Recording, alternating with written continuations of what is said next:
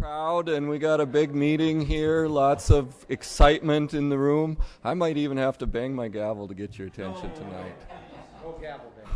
They don't want that up here, so thanks. Okay, so we'll call our meeting to order. This is the Common Council meeting for the City of Hudson for June 15th. And the first thing, I'd like you all to rise and join me in the Pledge of Allegiance. I pledge allegiance to the flag of the United States of America and to the republic for which it stands, one nation, under God, indivisible, with liberty and justice for all. Thank you. Will the whoever he is. The acting clerk please call the roll? Mayor Knutson? Here.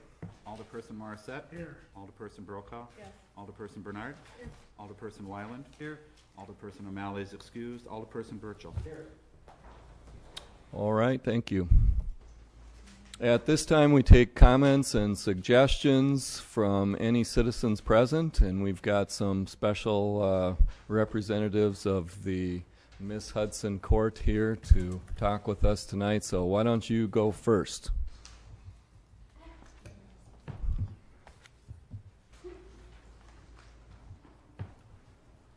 Welcome.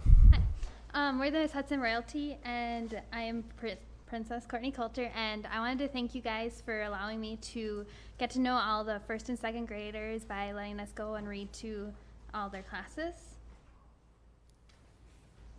Hi, I am Princess Brittany Russell, and I just wanted to thank you for the opportunity to go to all the Hudson events and represent Hudson, because we never would have had the chance without you guys. Thank you. Hi, I'm Princess Shelby Loken, and I wanted to thank you guys for letting us go to all the towns and parades and representing this great town, Hudson. Thank you. Okay. I'm Miss Hudson, Emily Clonderan. I am glad to have this opportunity to thank you for this wonderful experience that you have given to us this year. As our reign is ending, we have 17 lovely candidates that are very enthused for the chance to possibly represent Hudson this coming year. Thank you for giving them the opportunity to help at Relay for Life and other community events. The new court will be crowned July 2nd at the pageant being held at 7 o'clock p.m. at the Hudson High School, and we hope that you will all be able to attend. Thank you again.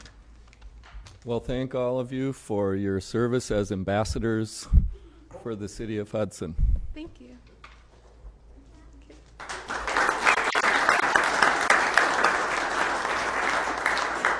Great. Anyone want to top that? Any other citizens here who would like to address the council about any item not on tonight's agenda or any item that might come before the council in the future or have an impact on the City of Hudson? Anyone else like to speak? We'll move on then to our consent agenda items. If you'd read those for us, please. Approve the regular meeting minutes of June 1st, 2009. Deny the request of Lighthouse Carriage House Homeowners Association to have Brighton Path become a public street within the Lighthouse at Hudson Pier planned residential development. Approve the following claims for payment in the amount of $394,547.72. A detailed list is available in the clerk's office. Approve the issuance of a special event permit to the Chamber of Commerce for the Spirit of St. Croix Days event, September 27th of 2009, and to accept their liability insurance coverage of $1 million each occurrence and $3 million general aggregate as presented. Approve the issuance of a taxicab service license and taxicab driver's licenses to Elijah Amweno and Robert Mabea, doing business as Kilimanjaro Taxi. Approve receipting the $53,597.54 of DNR grant funds to reimburse the tax increment funds for the portion paid to be used in the future as designated by the council. To approve issuance of an amusement device operator's license to Gary Anderson, 1811 O'Keefe Road, Hudson, doing business as Twin States Music Incorporated, and amusement permits for the 87 devices machines as presented. To approve the issuance of a temporary Class B retailer's license to the Hudson Chamber of Commerce to sell beer and wine, September 26th and 27th of 2009, during the Spirit of St. Croix Days event. Approve the parking restriction of no parking during school hours on the south side of Fillmore Street between 11th and 12th Street. Approve approve the placement of 2 yield for pedestrian signs near the area of 1515 Livingstone Road, with the cost of one sign to be paid by the Progress Rail Service Company.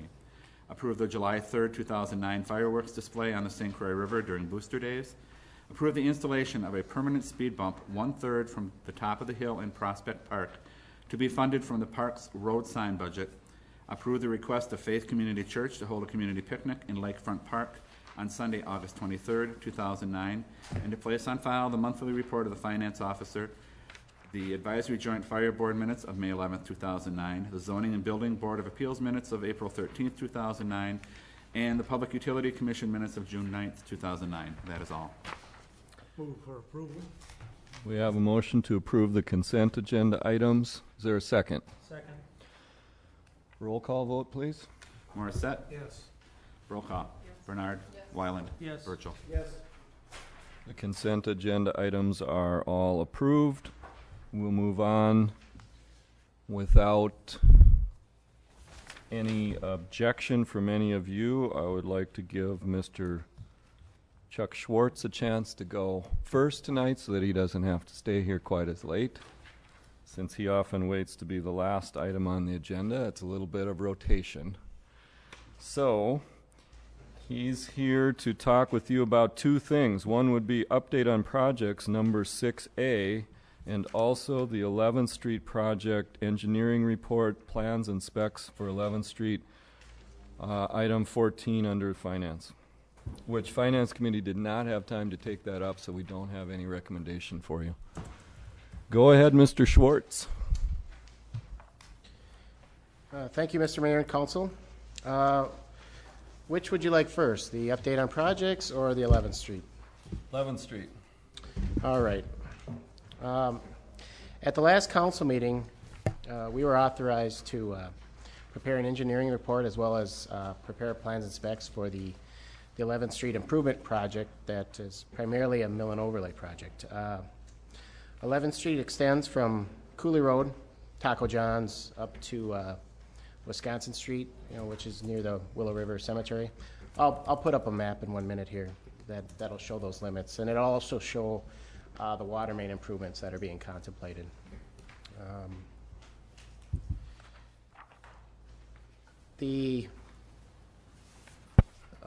Right now, 11th Street carries roughly 9,000 cars a day, and it's a road that consists of 4.5 inches of bituminous on top of 12 inches of gravel and on top of 12 inches of sand. So it's a fairly beefy road section, and it should be with the amount of traffic that it sees. The work in the engineering report and what we're recommending includes 780 feet of curb replacement, and 1 catch basin is needed at Beale Street. There's 2 pedestrian ramps that would be replaced as part of the improvement, as well as milling off 2 inches of the top surface and repaving the project.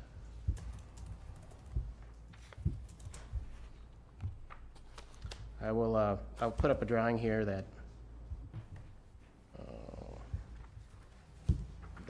that shows the project area. It's a little bit difficult to see, but here's the north end here. This is Wisconsin Street. And then it goes all the way down to the bridge deck near Cooley Road down at the bottom of the page. May I ask a question? Where are you going to redirect traffic during this time? Well, the curb removal and replacement and the storm sewer and the like, that would likely be built under traffic. And then when we get to the part of milling and paving, then we are proposing right now is 13th Street, using that for those few days that they're milling and overlaying. I haven't got into real detail on that with Public Works yet, just because of the other improvements that are being contemplated, may impact and might result in some further road closures. And there may be one point to be made is that depending on how late in the year we get going with this, school will be back in session while the road is torn up. Mm-hmm. And so that can be a reason to hasten commencement of the work, maybe? Yeah, Or at and least to figure that in, because it does get a lot of school-bound traffic, I think. yeah, and what I'd like to do is just briefly touch upon the public works portion of the report, talk about the water, and then talk about the sewer, and then we can go into scheduling and some of those impacts as well, if that pleases the council. The recommended project, the mill and overlay and all the work I've described thus far is estimated at $172,000. And what we did is we looked at alternatives for the curb replacement that greatly affect the project cost. We looked at, and we're recommending minimum replacement, that's at 780 feet. We also looked at a 60% replacement. We went and walked it all and looked at the curb that could be replaced or should be replaced, and that was in the neighborhood of 4,400 feet, and that would bring the total up from 172 to 300,000. And if you were to look at complete curb replacement, that's $323,000. The roadbed itself is in, it's in good condition, and though it does need a mill and overlay to, protect the subbase. Approximately 55% of the curb, or 432 feet, does fall in people's front yards or side yards, and so the report recommends, that those portions be assessed per the city's assessment policy, and what that is 50% front yard and 25% for side yards. Now, in the past too, you have looked at incorporating driveway aprons at the same time, but due to the just relatively few amount of driveways here, I think it would be more appropriate to delay that and just, if it's a bituminous driveway, patch into bituminous, and in the future when this road is completely reconstructed, then you could do all the driveways at once along with all brand new curb. So that's my recommendation there. And that percentage of curb replacement is just that curb that's currently damaged, right? Yes, this is the worst of the stuff that absolutely needs to be replaced. And that portion that would be assessed is $7,100, and that would be 8 properties would be assessed in the range of $276 to, on the high end to, or low end to $1,414 on the high end. Did we have a budget for this project? What was that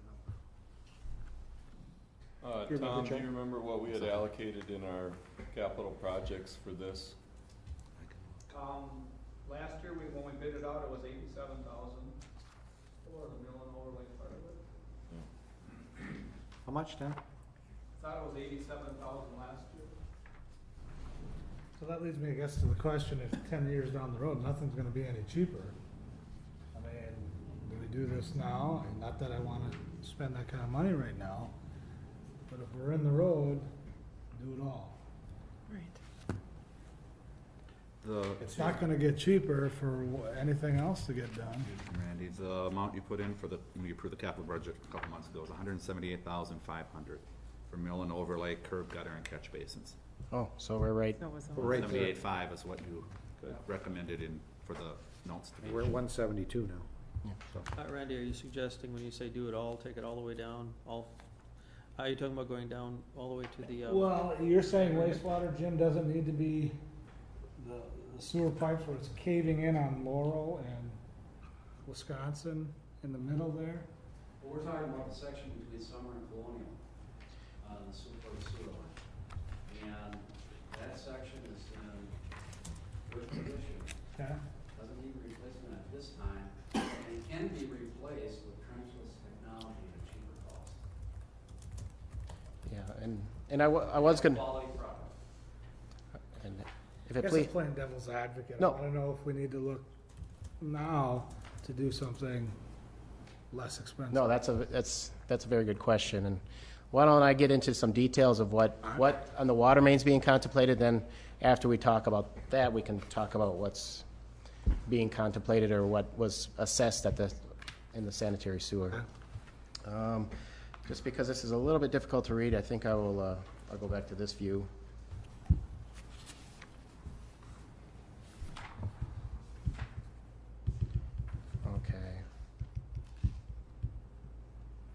So you can see at the center of the screen is, or on the top there, you have Wisconsin to Laurel. And what they would like to do there between Kinnickinnick and Laurel Avenue, there's parallel lines currently, a 6-inch line and a 10-inch line. They have no need for that 6-inch line, and so one of the items that the water department's considering is just abandonment of that 6-inch. And what that would mean is that the Kinnickinnick 6-inch line would have to be attached to the existing 10-inch on the other side of the street. The hydrant on the west side of the street would also have to be run over to the 10-inch line. And then any services on that 6-inch line would have to be reconnected to the larger 10-inch line. A little bit further down at Laurel, there's a need for another hydrant and some minor a gate valve and a hydrant there, so they're considering doing that. There's a mid-block hydrant they're talking about replacing. And then you get to Summer Street, and one of the things that they're looking at is replacing the 4-inch line that extends from Summer Street all the way down to Cooley Road. And that's that heavy dark line you see in the middle of the page. There would be some minor work at Green Street to replace that hydrant and reconnect that, and then also down on Colonial Drive there would be to connect the new 8-inch line to that as well. So those are the improvements that the water department are considering, and when we met last Tuesday, they wanted to consider it more, and what they've done is set a special meeting to address these items and what they want to do Wednesday at 4 o'clock. And Mr. Caruso is here tonight too as well, so he can answer any of the questions that you have specifically from his position there. Now, if those improvements are done, or there's a desire to at least consider these, that's what they're doing, and as a result, we have talked to Mr. Schreiber, head of the wastewater department, about their sanitary sewer, because right now their sanitary sewer extends from Colonial Drive up to Summer Street, and that's right adjacent to the water main. And that water main, or excuse me, the sanitary sewer is relatively shallow due to its age. Back in the day, they didn't put them as deep as we commonly do now. The sanitary sewer is roughly 7 to 8 feet deep, and that's typically where we want to put the water main. And so, as a result, if they move forward with the water main, we have to look at the sanitary sewer issue carefully. One of the things we talked about tonight, if they, well, like Jim had mentioned, that the sanitary sewer is in relatively good condition. It can be relined for $100,000, and one of the advantages of relining it is, they essentially don't have to dig anything up. They do that through the pipes, and there's also technology to reline the services all the way up to the home. And if you dig it up and replace the main and presumably you would stop right at the right of way and you wouldn't reline, or cities never, as a practice, dig up all the way to the house. So that is one advantage of doing it, and it's cheaper for them. So that's where the sanitary sewer is. Because it's right at the same level of where the water main would likely be placed. I should add too that the existing water main's on the west side of the road, and we would put the new water line on the east side of the road, so that we can keep houses in operation and service them that way. There would be conflicts with laterals, and so essentially the water department either has to consider looking at paying to lower the sanitary sewer, or just go below the laterals and then run their services up and over the existing sanitary line and then just insulating the line. So these are details that certainly can be worked out, and you can build this. The question I had for you is, are then If you're on the east side of the street, how deep are you gonna put down your water lines? Oh, we'll put it, well, again, ideally, a minimum of 7 feet, but just because of the depth of the sewer, we'd be looking So you're 10 going, feet. so you'd be going under the under the sewer lines with your water lines? Yeah, under the laterals, yeah. And then we'd, they would be cut and then replaced. They would dig right through. They wouldn't try to put them underneath just because of the undermining. We would replace the lateral from the main to the right of way, where they have to cut through them. And did the water department make a decision? No, they did not. That's what they're discussing on Wednesday at 4 o'clock. But we do know what they want, and should you decide to proceed with the advertisement for bids, when they make a decision, we can just add that, incorporate that into our plans. We do have time to do that yet. And if they don't make a decision, then we would be back in 2 weeks talking about how you would best like to proceed. But due to the timeline, and we can get into schedule a little bit here now if you'd like, but Yes. okay, let's do that.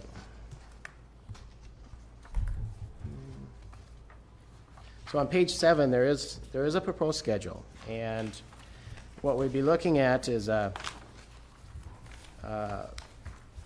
advertising, getting authorization this evening to advertise for bids.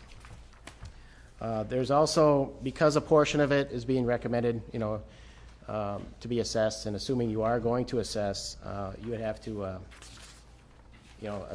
send out assessment notices and mail that to property owners no later than July 9th under my schedule, which means you would receive bids on the 16th, and then you would, for a decision to be made on July 20th. And then also on July 20th, I was proposing that you would have the public hearing. Chuck, what do we mail to us, property owners when we don't know the bid? Well, we estimate. I mean, we have estimates now, and the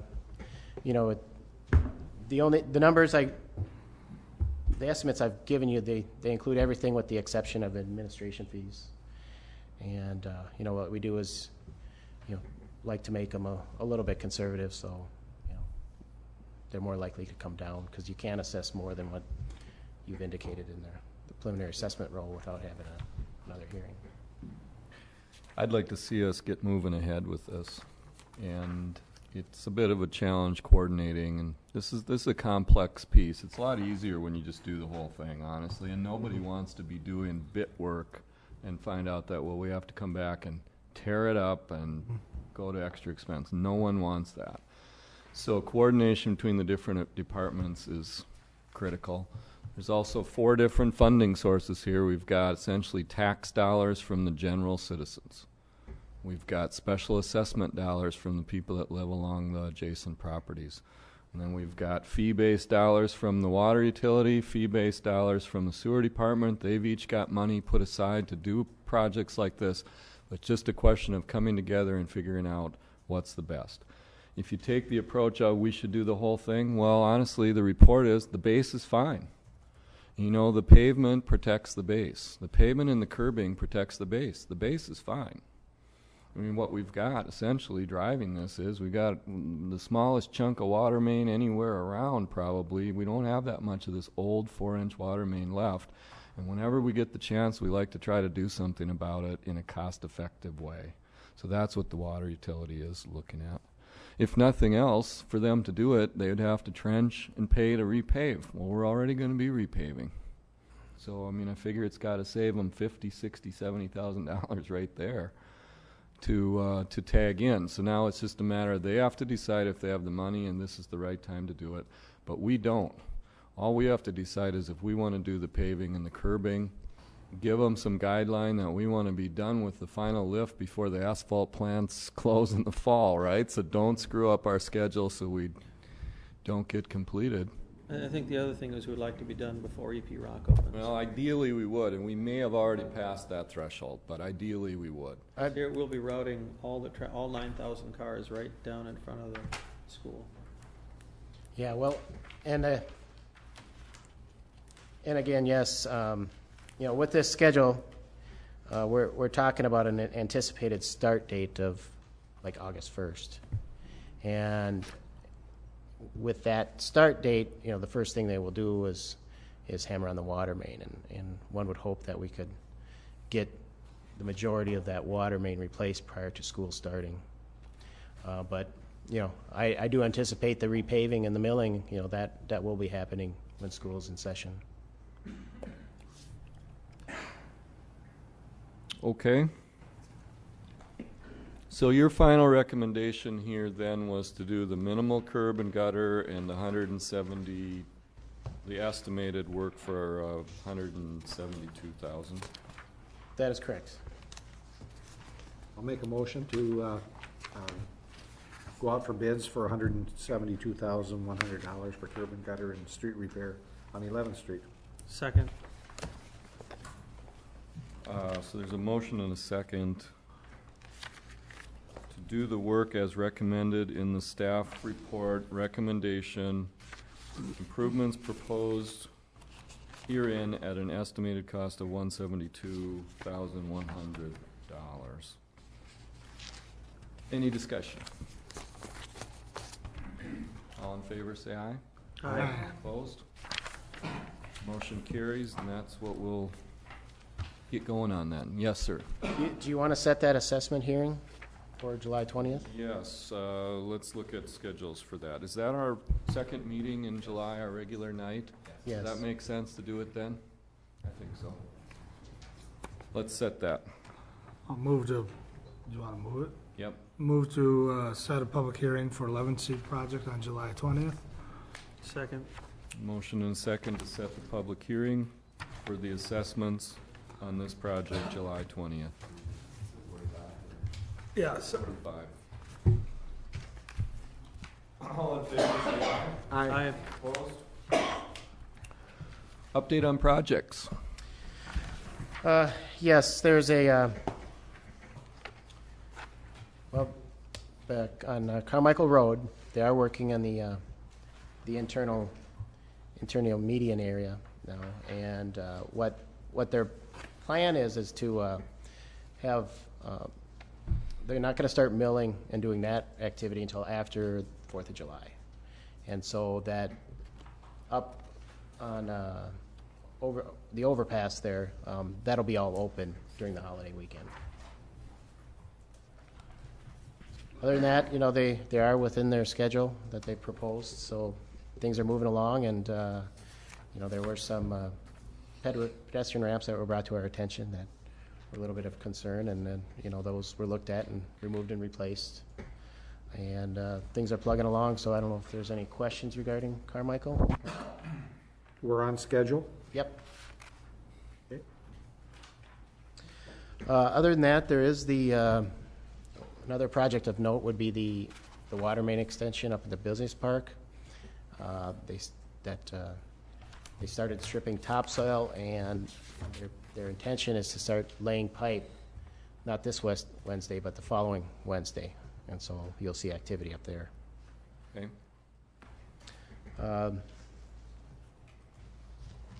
Is there any other? May I ask a question, please? Yeah. On that 11th Street project, are you bidding for the detour on 13th, or are you leaving it open that we might be able to use some alternative routes? Yeah, we can certainly use some alternative routes. So I'll work with your department in that. Mm-hmm. Any other questions for Mr. Schwartz on projects? All right, thank you. Thank you. Continuing to jump around our schedule, without objection, I'd like to suggest that we take up under the Finance Committee number 8, which is an item we did not get to at the Finance Committee. We do have on our agenda tonight to consider authorizing Ehlers and Associates to solicit bids for $3,260,000 general obligation promissory notes, Series 2009, Resolution number 6-09. We have Sean Lentz is here to tell you about that, and again, to keep him from having to sit around since he sat through part of finance and we didn't get to him. Sean, why don't we give you the floor unless anyone objects? Let's take that one next, and then we'll go back to our regularly agendized order. You guys got technology all fired up and ready to go? We're working or on it. Working. You on need a minute. it. No, I think we're all right. As long as I can. Here we go. Oh yeah. Thanks. Full screen, yeah. Okay. Thank you, Mayor. Been working with the Finance Committee and city staff on the financing for this year's projects, some of which Chuck was just discussing with you. And in working with the Finance Committee, it was at the last meeting, we've put together now a pre-sale report. And I think to start out with, I direct your attention to Exhibit number 1 there.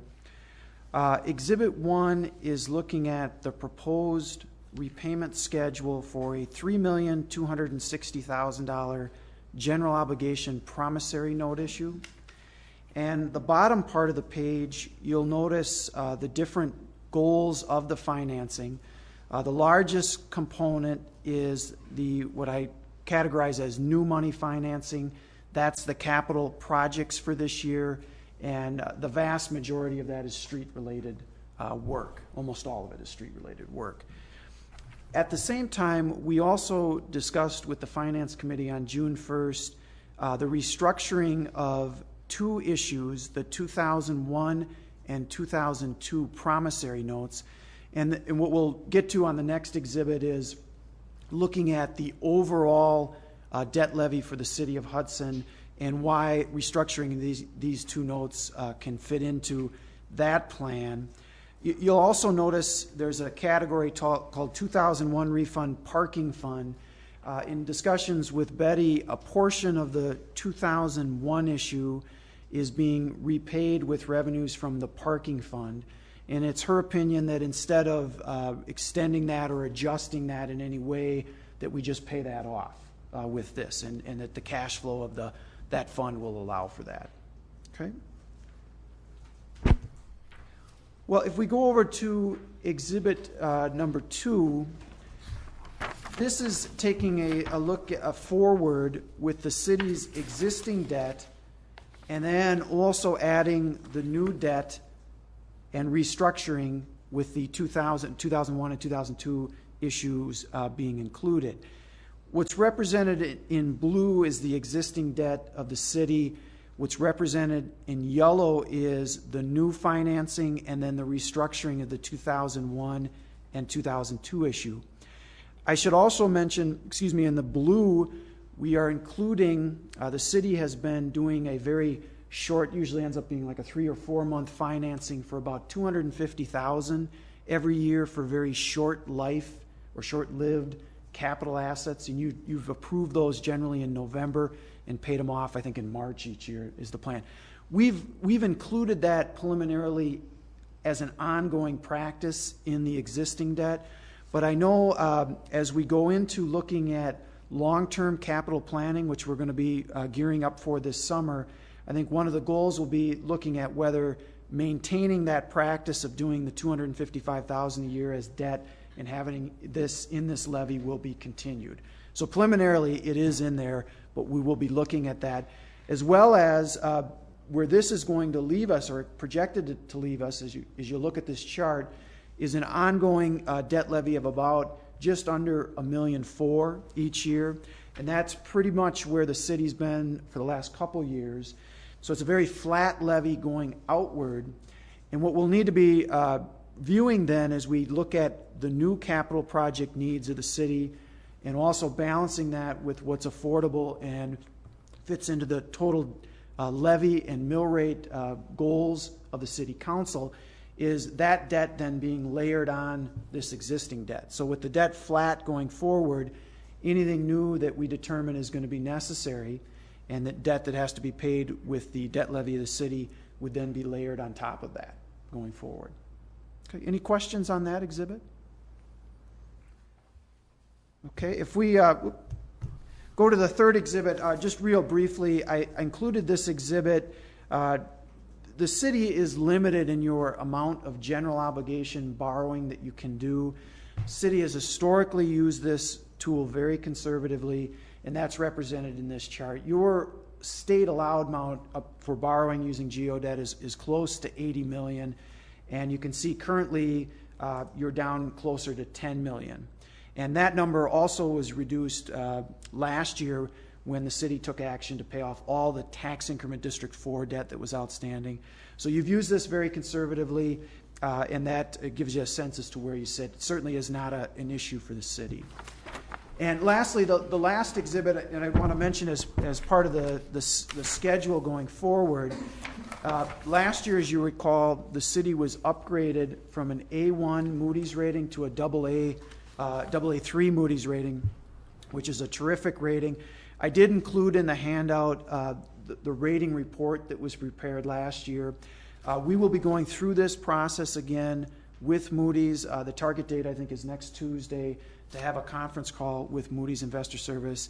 And so we'll go through this process. From preliminary indications, hopefully we'll, at a minimum, be able to maintain the AA3 level, as I mentioned, which is a very, very good level, a very, very high rating for the city. Having a rating like this, just to give you a sense, what it translates to is the better your rating, the lower the interest rates. So it's always in our interest to try to maximize that and get to the best rating we can.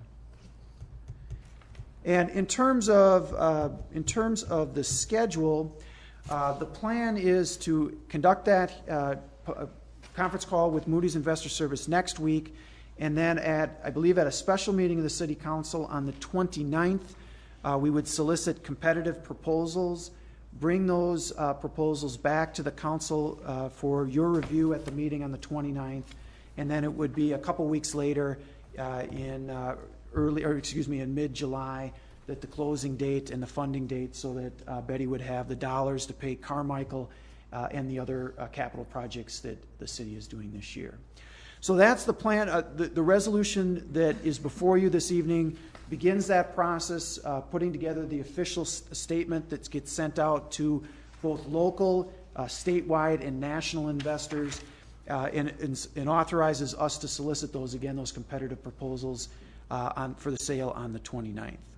So that'd be the resolution before the council tonight. But if there's any questions on the pre-sale report before going forward with that resolution, be happy to discuss those. Council have any questions for Sean? The interest rate, Sean, that you used, is their bond rating of that village similar to ours? These rates should be conservative because these rates are reflective of a non-rated community. Okay. I did have a sale today. Our company did for I think it was a village of Swamico.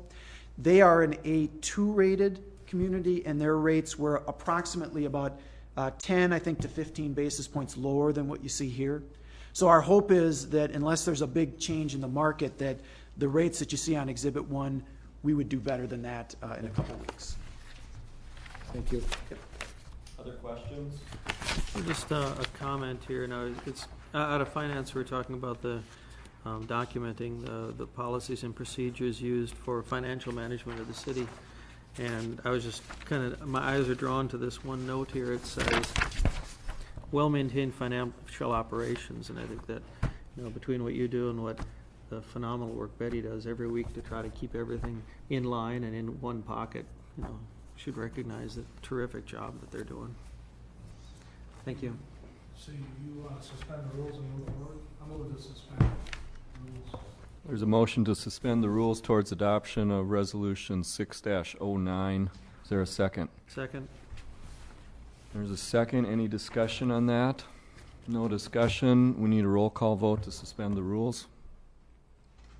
Roll call. Yes. Yes. Yes. I'll move to adopt resolution number 6-09. The rules are suspended towards adoption of Resolution 6-09. There's a motion and a second by Morissette and Bernard to adopt Resolution 6, or Brokaw, pardon me, to adopt Resolution 6-09. Any discussion on adoption of the resolution?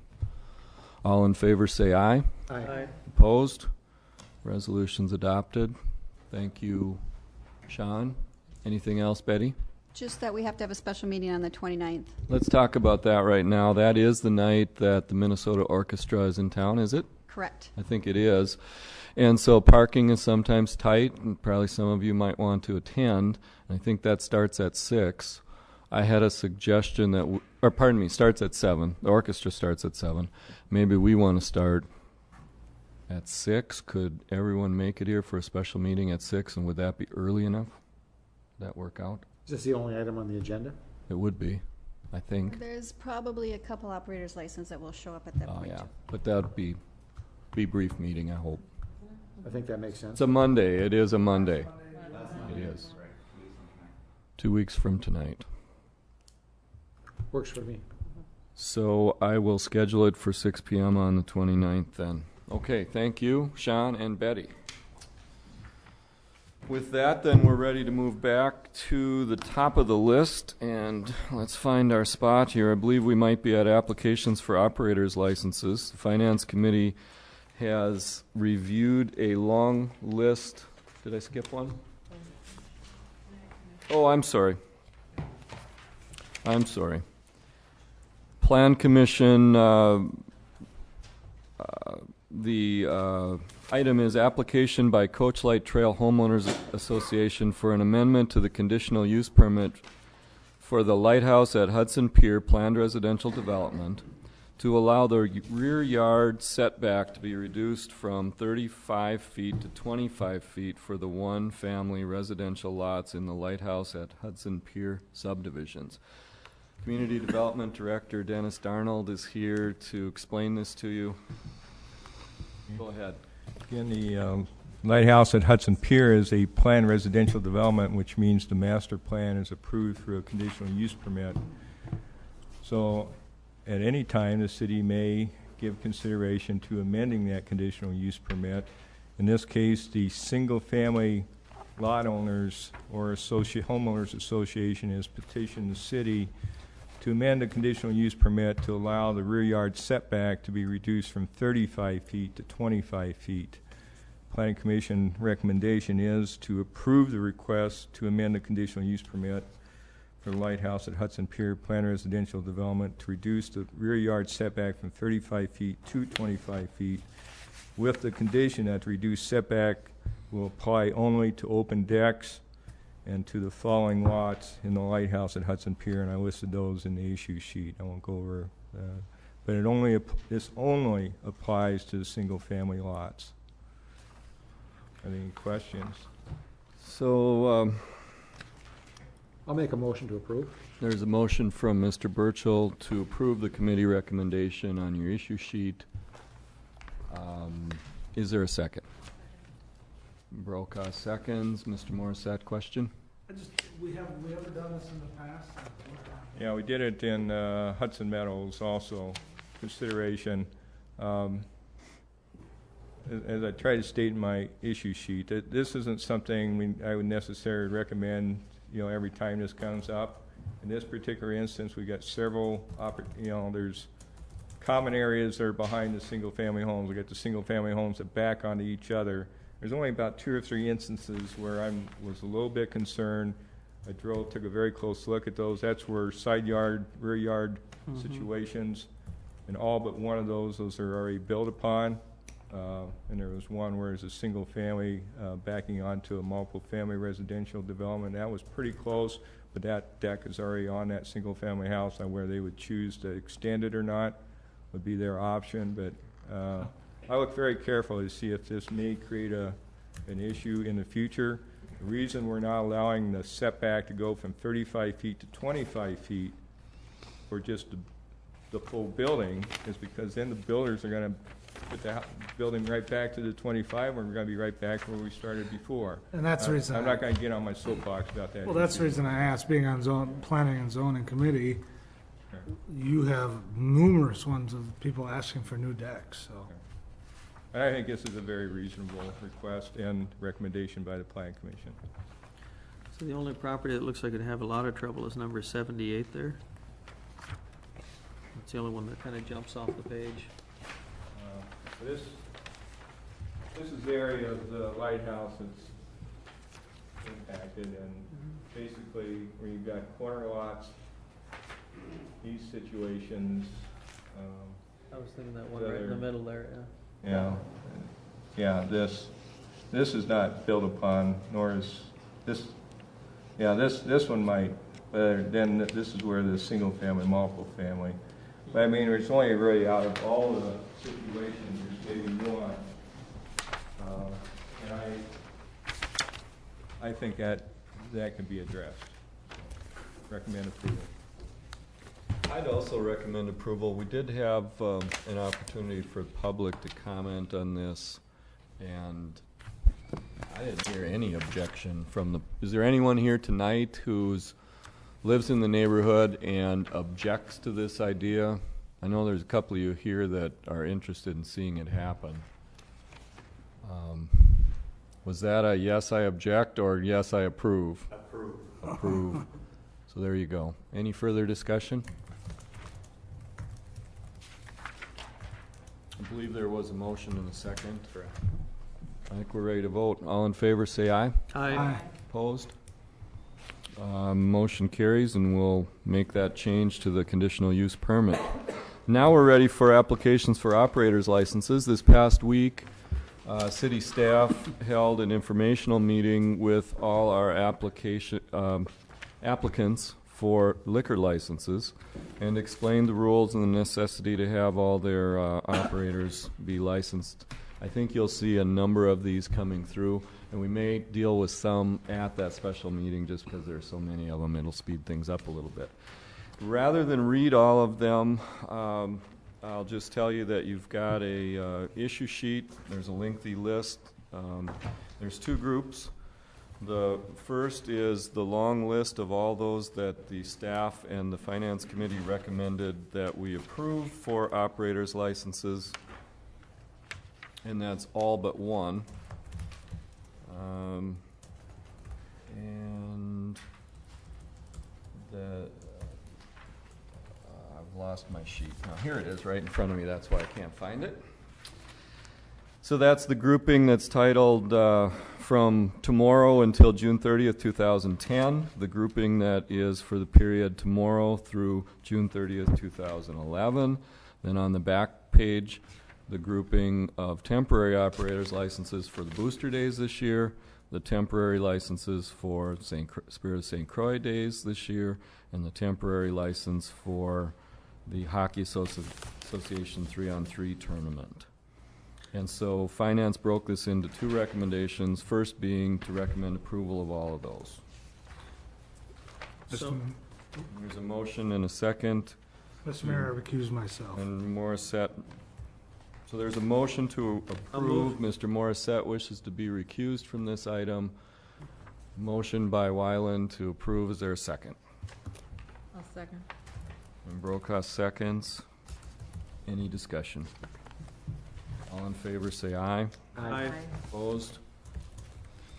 And those are all approved. And then the recommendation by both staff and by the Finance Committee was to deny the application submitted by Janelle A. Vasquez, 1025 Green Street, for both her provisional operator's license and a regular operator's license. As recommended by Police Chief Jensen, the reason given in the Finance Committee was the number of alcohol-related violations documented within the past few years, including in the last 1 year and a couple more in the last couple of years. Move to deny this particular application. There's a motion to deny Second. this application and a second. Discussion? All in favor say aye. Aye. Opposed? That license application is denied.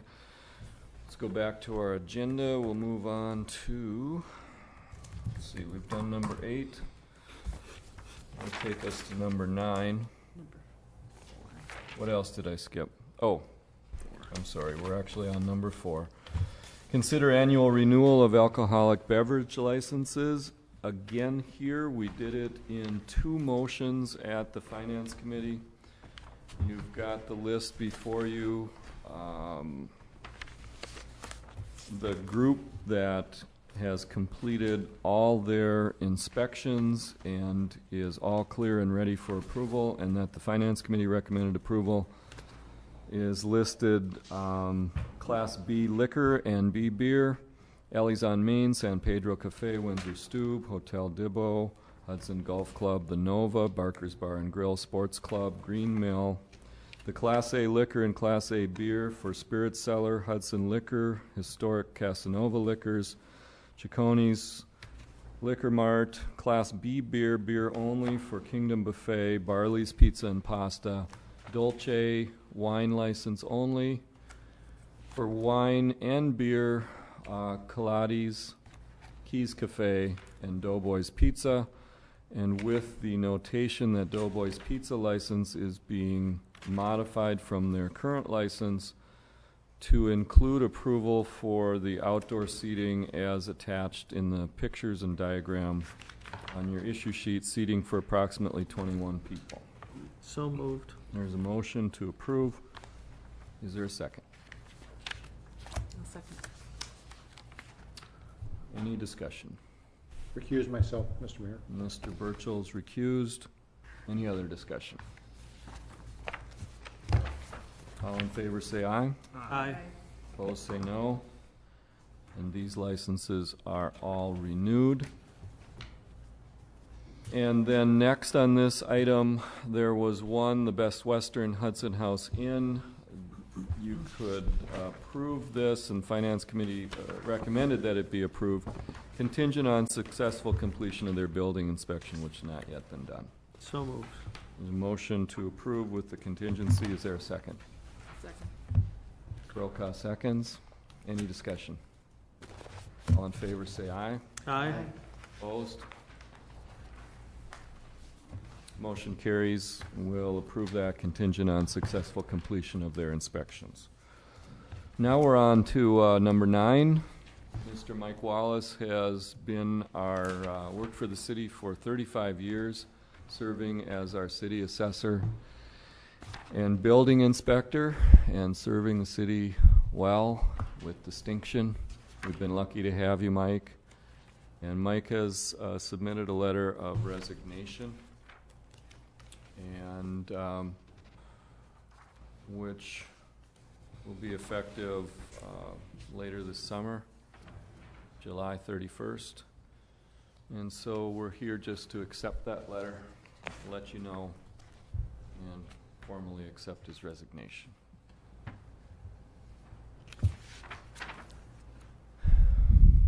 Mike, you want to say anything? No, not at this point. Okay. We've had some conversations, obviously, at finance about some future We will. opportunities. We hope to be able to have you back and work on a part-time basis, possibly in the future as needed, to fill the gaps for us when it works out for you and works out for us. And I think that could be mutually beneficial. So we'll continue working on the details of that. And other than that, that's information purposes only for you tonight. Oh, a motion? I guess if you want it noted. What if we don't? You don't retire. I think he gets to choose when he retires, not us. And I think he's decided, so it's happening now. The wheels are in motion. Move to deny. I'm not sure you can keep him on against his will. Okay, so moving on then, thanks. I want to say, as I mentioned in finance, Mike and I worked together on a few projects, and he really has done a great job for the city, so thank you. It's my hope that we can work out a way to have him continue to contribute in another way during his retirement. So thanks again, Mike. Number 10, we sent that item back to the park board, so that one's will come back to us at a future date. Number 11 was for information purposes only. That will have further work at the Finance Committee and come back at a future date. Number 14 we handled already tonight. Number 15 came from the Finance Committee. Our local quota for restaurants getting a beer license to sell beer is different. In the state law, we would be unlimited in the number of those that we could issue. And in Hudson, for a variety of historical reasons, we've had a limit on that. Currently, it stands at 1 per 1,250 population, plus 1 for any portion above that. And so we currently have 10. They're all issued. Over the last few years, we have changed this quota number a little bit, and the suggestion tonight from the Finance Committee is that we would again lower that by adopting ordinance number 9-09, which would change the quota from 1 per 1,250 to 1 per 1,000 residents. The effect of this would be to make 2 licenses available now, and then when our population again reaches the next target level, 12,501. 12,001. Okay. Under the current law, we have 10, and we wouldn't have another until we reach 12,501. Okay. Under the new law, we would immediately go from 10 to 12, freeing up 2 immediately. We would also have another available at the point we reach 12,001. And that's population. The state minimum. Correct. There are no state quotas on your on-sale licenses. And so we could go lower? We could. And my suggestion on this at Finance Committee in answering that question is I believe there is a sound historical basis for why we have this, and I think it's just as sound to lower it incrementally, a little at a time, because it's very hard to take the licenses away if you suddenly decide, hey, we've got way too many liquor licenses now, than it is to gradually ease that restriction. And so I think this makes sense. And I think we've been at about the right amount. 6 months ago, we had one that sat here available for a number of months, and no one came and got it. And but again, now they're all out, and we don't have one right now. So it just goes to show you that, you know, there wasn't a huge waiting list of people chomping at the bit to change and get this license. So there you go. I'd recommend approval. The Finance Committee motion was to adopt Resolution 9-09. Your decision here would be to have either a first reading of it, bring it back next time after further public comment. That might make sense. There's no necessarily a rush on this, not necessarily a rush on this. However, it's up to the council. If you'd prefer, you can suspend the rules and adopt it right now. Move for first reading. I'll second. There's a motion to adopt 9-09, have a first reading. Motion and a second. Any further discussion on this? Randy? I just don't want to hamper, and I heard your historical arguments in finance, and I think times have changed, and I think we could do a lot better. I'm going to vote no on the first reading too, because I want to just move and talk about it and take action tonight on this. I think we should open it up a little bit more. Okay.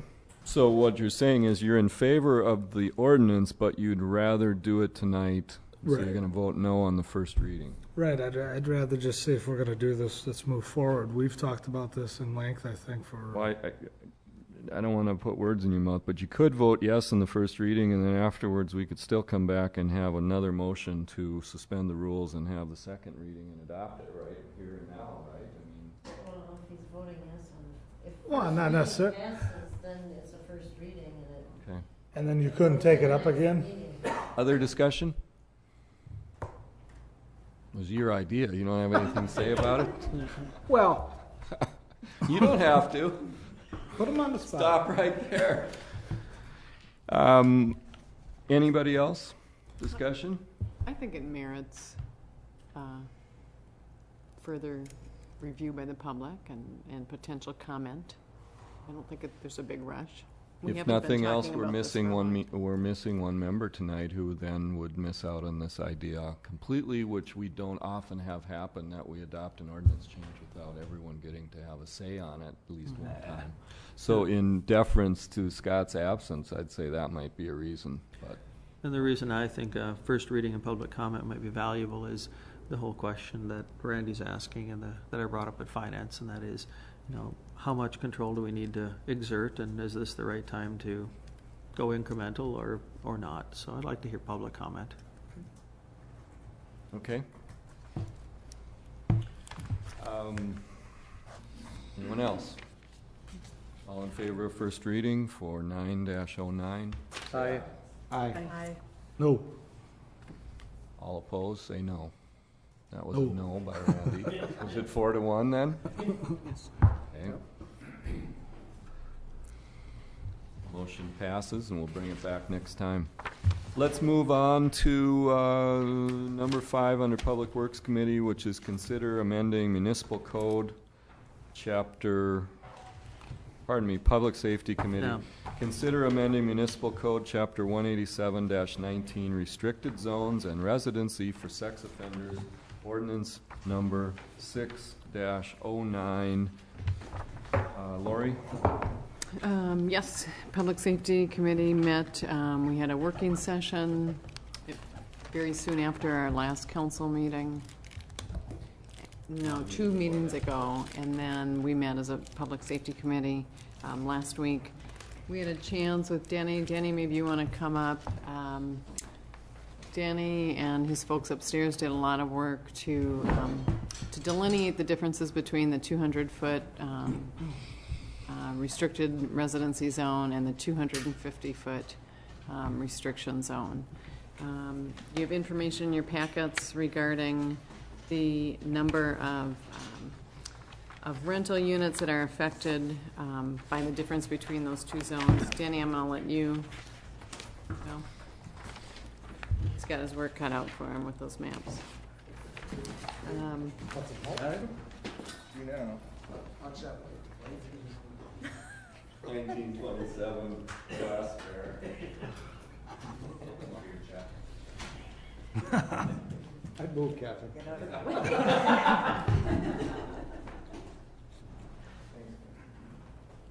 But I think what you'll see is that there are fairly significant differences between the 250-foot and 200-foot restricted zones, and I'll let Danny give us more detail. This is the original proposal we looked at, 250 feet. Just for explanation, yellow areas are schools, or public or private. Pink areas are daycare. Green areas are parks. Blue areas, library. Youth centers, as enumerated in the ordinance, are kind of a reddish color. And then the residence restriction areas are the gray areas that surround each one of those restriction areas. This is the 250-foot restriction areas, and this is the 200-foot restriction area. Basically, the most significant difference between the two is in the 200, you probably see one additional block of residential area between about 5th or 6th Street and 11th Street that opens up in the north area of Interstate 94, and it's a little bit tighter in this area under the 250. Doesn't make any significant areas, and as far as affecting rental properties, only affects a couple, which happen to be elderly housing projects, which not a number of children would reside, even though they, it could be 55, you could have a child there, but there'd be very few instances in that particular case. We did also map the rental units in the city of Hudson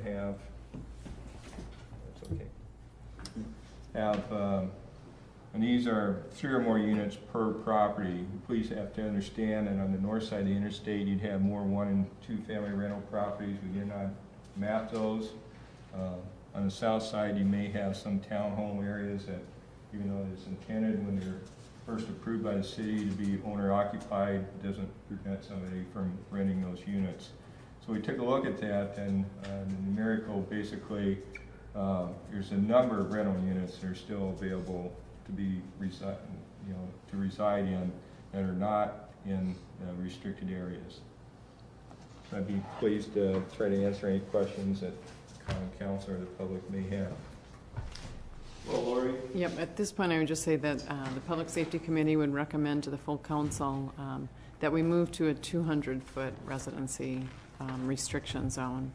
We felt like that it was important that the downtown area was opened up to some degree. And there's a significant difference. There are, looks like about 960 units, rental units available within the 200-foot zone, and that's more than 70% of the city's rental property that we know of. There are additional rental units, as Danny mentioned, that are in single-family homes. It comes to the council with a 2-1 approval. Councilman Morissette was in favor of the more restrictive 250-foot zone. So the recommendation is 2-1 that we go with a 200-foot zone.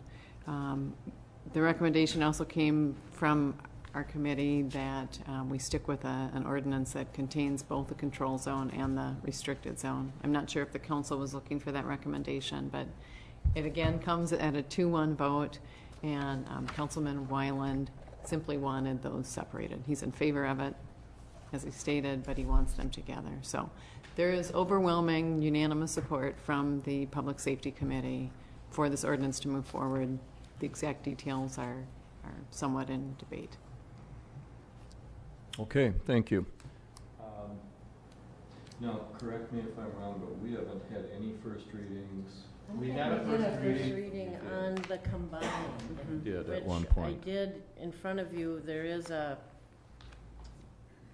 new cleaned up draft of the combined with the 200 foot. It's shown as the only change from the first reading. So that's where it stands. Just looking for more. Just a second here. So were you finished? Yeah, on the combined, you had a first reading, and the only change from that first reading is the 250 to 200 foot. Okay. Do you have anything else to add for the council here before we have a motion? Not really. All right, Randy, you had your hand up. Just a second. We're going to get a motion. I was going to move to approve ordinance number 6-09 with the 200 feet restriction. All right, so we have a motion to approve ordinance 6-09. At what point, I just read the last minute when we talked about this, was Did we do it first reading? to direct the attorney to draft the ordinance, delete all residence restrictions, and provide the council with a separate child safety zone ordinance.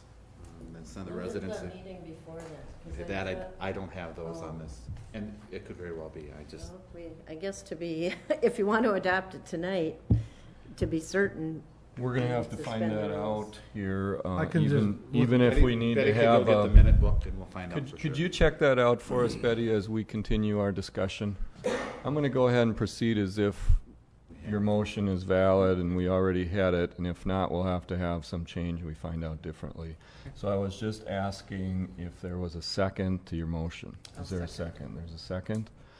All right. Discussion by the council.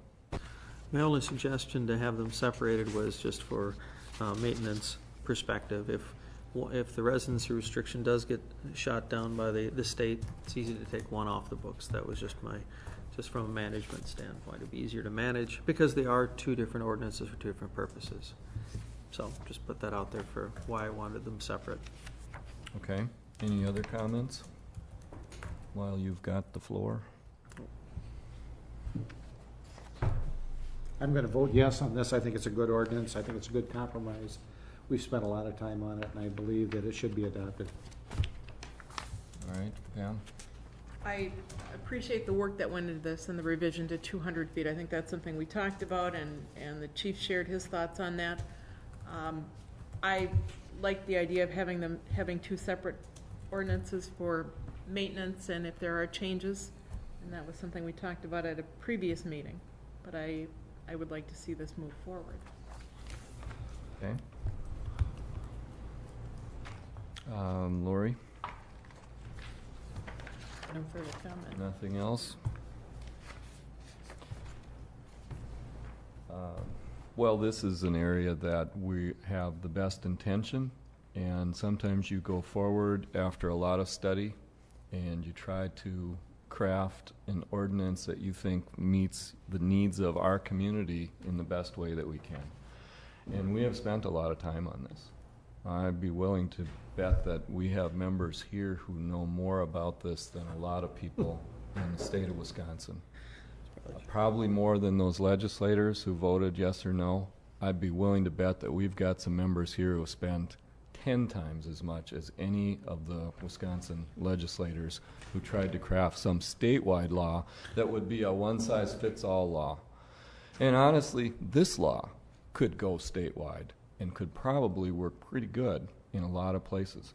One of the things we started off with was I said, let's try not to go so far afield that it's going to be challenged right away because we've done something that's never been done before. In fact, we should probably be conservative. Narrowly tailor it so that we're not overreaching. And I'd say we've been pretty narrow here. In fact, we've been moving in the direction of narrowing now for the last couple of months. And the other thing is it going to be effective? Well, you know, only time tells. And will it be counterproductive? I think, again, only time will tell. Mr. O'Malley is not here tonight, but if he were here, I believe he would probably be saying right about now that what we don't want to do is drive any of our registrants underground. None of us here wants that. And the way that we've tried to avoid that is by, again, narrowly tailoring. So you can see there are lots of places that you could rent and live in Hudson. May I make a comment Yes. on that? When we talked to the Department of Corrections, one of the things that they pointed out a number of times is that you don't want these people to have easy access to their victims. So our intention here is to make sure that there isn't anybody living right across the street from a park, a school, a daycare, someplace where they can have easy access to their victims. And I think that this format of the ordinance does exactly that and nails that purpose. So I think it's been a really good discussion. I think it has. So what did we learn? First reading was done on May 4th, so as long as there aren't any substantial changes, right? No, it's just changing the. We do have comments. Yes. Go ahead. Why don't you, Gordon, come up to the lectern and introduce yourself and your address for us. I think you all know me. I'm Gordon Kennard, 36 Eagles Nest Circle. I sent out an email to council last night with some thoughts, give you a preview of what I've been thinking about. I've talked with some of the members from the Safety Committee this last week. I really commend the council and particularly the Safety Committee for the thoughtfulness that's going into this. A lot of hard work. And it's moved from a very onerous restriction distance to something that at 200 is much less onerous. I mean, it can't even be put in that category. The thing that still bothers me, and this goes back to the last time I heard Jody from the DOC speak, and she clearly said to me that the DOC does not favor residency restriction limits, distances. They were supportive. She told me this not during the meeting, but after the meeting when I talked to her. She said that they had no objection to zones of control, which really initially bothered me because I thought it would be problematic for our police force to enforce, but I understand that you're comfortable with zones of control. I guess the one thing that I really would like to see before you pass this ordinance is for the council, the Safety Committee council, to get on the same page with the DOC. If they saw what you're proposing right now, and given that they're threatened with budget constraints, and that this is really not fighting with what they do in practice, that it can be synergistic. You all have the same objective. The objective is to protect the citizens. We all want to do that. I'd just like to see you on the same page and would propose that you have one more contact with the DOC to see if you can't get on the same page or an understanding better of why you're not. Yes, I know that some of you very much want to move forward with this ASAP. You've had enough of it and want to go, but a couple more weeks or a month, is it going to make a difference? So that's my proposal to you for your consideration. Thank you. I can answer part of that, if you'd like me Yes. to. After, you bring up some good points, and after one of our last conversations, I did speak to Jody and I did speak to Michael Keefe and brought up these different ideas. And as they pointed out to us a number of times, they said that we don't place offenders right across the street from schools or daycares or any of these places. They've said that these are zones that they feel are safety issues. So they already, within their practice, say you can't live within a block. So our 200 feet is basically saying from a city standpoint, we agree with what you propose. The difference is that the Department of Corrections has control of these people up until the point that they actually come off of parole. When the Department of Corrections says you can't live within a block of any of these areas while you're on parole, our ordinance says now that you're off parole, you also still can't live within a block of these places. So from my perspective, and I'd like to hear from the other committee members as well, I believe that we are supporting exactly what they're asking us, that we're supporting exactly what they do and extending it to say, we agree with what you do and we're going to continue the practice. And did they give you support for moving ahead? Yes, when I talked to them, they felt that this would not be adversarial to what they're doing today. So basically, you wanted them to done what I'm proposing. Yeah.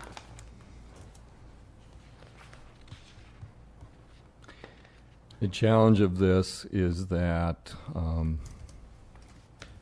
we've now got a blended combined ordinance. No one's done that before. However, where that came from is pretty straightforward. A lot of communities in Wisconsin and elsewhere have adopted 1,500-foot rules or 2,000-foot rules, and we had a group here that really strongly favored an approach such as that. Lee had brought forward over the past several months the idea of the control zones modeled somewhat after maybe Chippewa Falls and some other communities have done to protect their parks. And we liked that idea. A lot of support for that idea. But we weren't going anywhere with this. I ultimately at one point said to the chief, find out what DOC does. What is in there? And we got the manual and we got their actual sort of informal, unwritten guideline. It isn't written down, but what they teach is when you're placing someone on parole, you tell them don't live within 2 blocks of the school, don't go within a block of the school. At which point I said, why don't we do a combined thing and break this, get it moving forward? Why don't we put something together that kind of does both these things? And that's where we got to this. Sometimes the art of politics is the art of compromise. And this may not be the perfect thing that anyone here would have come up with all on their own. It might actually be better because of the input of all the different people. And I think there's a pretty strong possibility that this is better. It might actually be better than anything DOC has seen. They went from being really unhappy with something that they found was making their life miserable and they thought was cutting the legs out of their very successful sex offender registry list program and going to really hurt it, to then saying, well, we don't get involved with local legislation, which is where they were back about the time that I came on board and got elected, to, yes, we're very involved. In fact, we have an opinion on this. But, they only care about when it's their job to find a place for people to live. I don't say they don't care after that, but that's when they're most involved. The placement of parolees, they approve where they live. Our ordinance deals with forever. I don't care, you're not on parole anymore, you're still on the list, and you committed that fine or that crime. We are going to have something to say in Hudson about where you live forever. long after the DOC is really involved. And so if the DOC convinces the legislature to do something different, and we will either have part of our ordinance that needs to be changed or becomes unenforceable because it's superseded by state law, we'll deal with that. But in the meantime, I think we're going to have a better rule than has been done before in Wisconsin anyway. And like I said, I think it can be a model. I wouldn't be surprised to see in a few years that lots of communities are looking at what we did here over this long process, and you're going to be standing up and saying, well, look at what's happening. This is now the new model. So I would hope that the DOC comes out positive after. well, they don't honestly tend to do that. And the DOC doesn't tend to come out positive in favor of local legislation. When it's really a burr under their saddle, they're going to come out against it, which is what they've done on those 2,000-foot rules. Because look at what happened in Green Bay. You just about can't live in Green Bay, you know. And some people like that, but it's become hard for the Department of Corrections. So I think we've had enough discussion. Unless the council has got more to say, I have rambled on. Further discussion? Ready to vote. All in favor say aye. Aye. Opposed say no. Ordinance 6-09 is adopted. Thank you. Can we confirm that we had a first reading? Yes, we did. All right, moving on then, we'd be on to number 6, which is to consider amending the Municipal Code, Chapter 132, regarding fireworks, the adoption of Ordinance 8-09. Lori? All right. You might remember at our last council meeting, there was a recommendation that one of our fireworks permits not be approved. And Catherine suggested that before we do that, or before we deny that permit, that we make changes to our current ordinance. And those changes were made. You see the draft in front of you. Main changes that were made, I would point you to Section 132-4J, where if you are in possession of these illegal fireworks as outlined above, that it's possible that it shall result in automatic and immediate revocation of your permit if you're found to be in violation or in possession of those illegal fireworks. And there's another change made that points to the fact that your the permitting process next year could be affected by illegal possession this year. This came out of public safety, again, 2-to-1 vote. Approving this change to the ordinance. Do you have a motion? Move for approval. Well, if you want to adopt it tonight, you need to suspend the rules, or you can do first reading. What if you just want to kill it? Well, then you can make a motion. The floor is open right now for a motion. Yep, I move to kill this ordinance.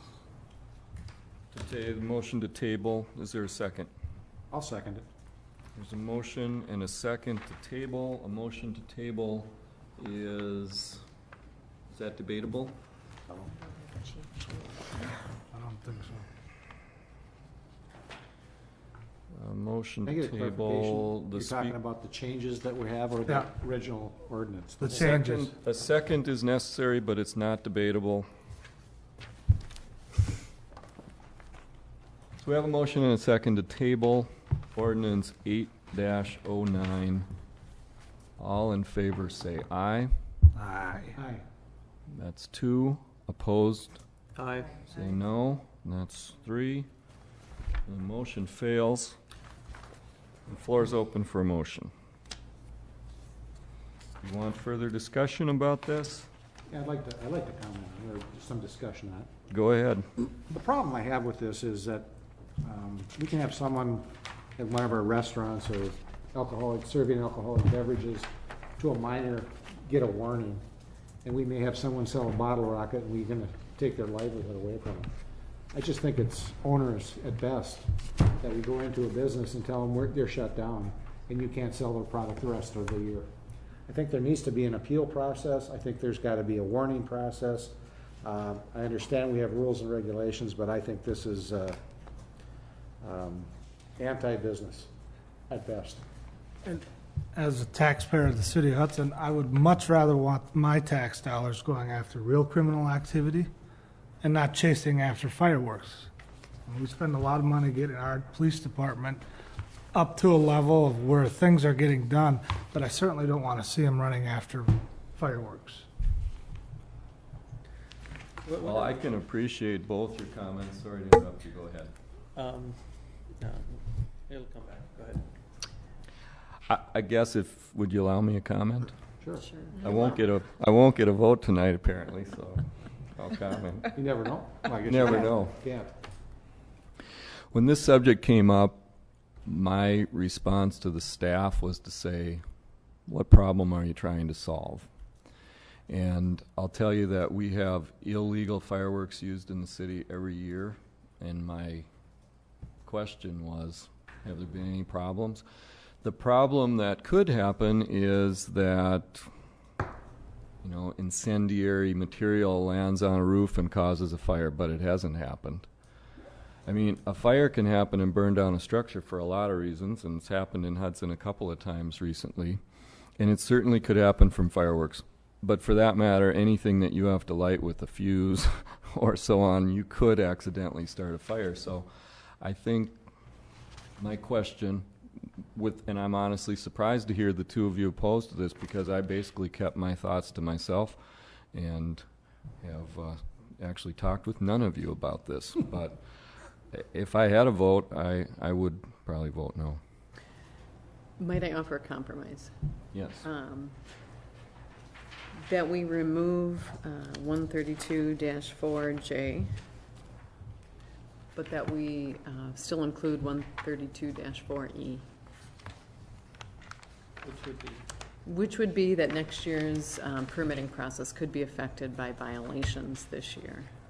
We would still require, if there was a violation this year, that they remove those products. But that next year's permitting process could be. How many calls do you get every year on the 4th of July, Mayor? Well, here's the thing. You know, I asked the municipal judge. We sat down and talked about this, and I said, you know, you've been a judge for a number of years now, and I'm assuming that there are illegal fireworks used in the city all the time and complaints all the time. And she said, well, I think I've only had maybe 4 citations come to me in all the years. Now, what she was talking about was individual citizens using the illegal fireworks within the city that we're talking about fining these guys for selling, because they could sell them and someone takes it somewhere else, but what we want to do is not be hypocritical and have them selling them to people and then they're using them here. Is that the gist of the argument? Right. But we aren't fining anyone for using them, no matter where they got them from. I wouldn't say we aren't fining, but it's rare. It's rare. I mean, she could count them on less than one hand, and she's been the judge now for how many years? So your question is about complaints. And are you meaning enforcement complaints, as in I'm calling and saying, hey, their shell bursts are way too big, that's illegal fireworks, and it really annoys me to see those beautiful fireworks?